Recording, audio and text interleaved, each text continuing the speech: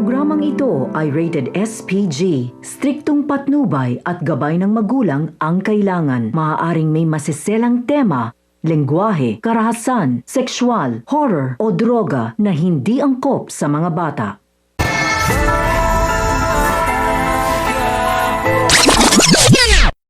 Ang mga dapat nating abangan sa FPJ's Batang Quiapo, hindi nga makapaniwala si Tess dahil buong pag-aakala niya nang tinanggap niya si Rigor sa kanyang buhay ay tanggap din ito ang kanyang anak na si Tanggol.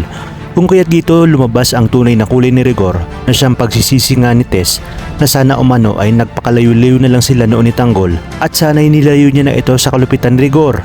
Sa kabilang banda, tatawagan na nga ni Roy si Ramon upang ipaalam ang nangyari na nanakawan sila sa loob ng mansyon at natangay ang pera na kanilang kinita sa pagbebenta ng ilegal na droga kasama na ang ilang lata na may mga lamang droga. Kung kaya't dito sinabi ni Ramon kung gano'n na daw pa sila kainutil para manakawan sila mismo sa sarili nilang pamamahay.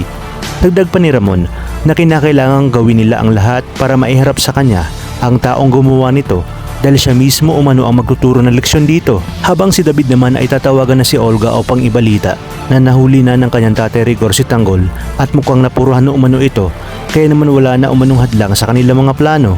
Sinabi naman ni Olga sa kanyang mga tao na sisiguraduhin niyang hindi makakalabas ng buhay si Tanggol sa loob ng kulungan.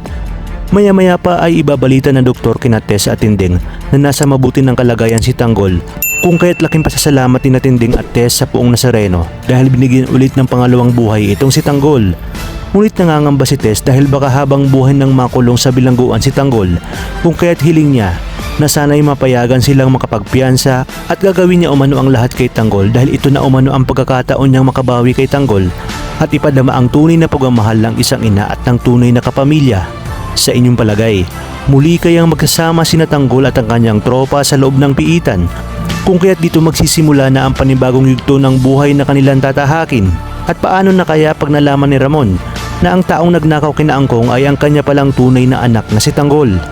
Kaya namang kapamilya, tutok lang dahil marami pa tayong dapat abangan dito lang sa pambansang teleserye ng Sambayanan, ang FPJ's Batang Quiapo.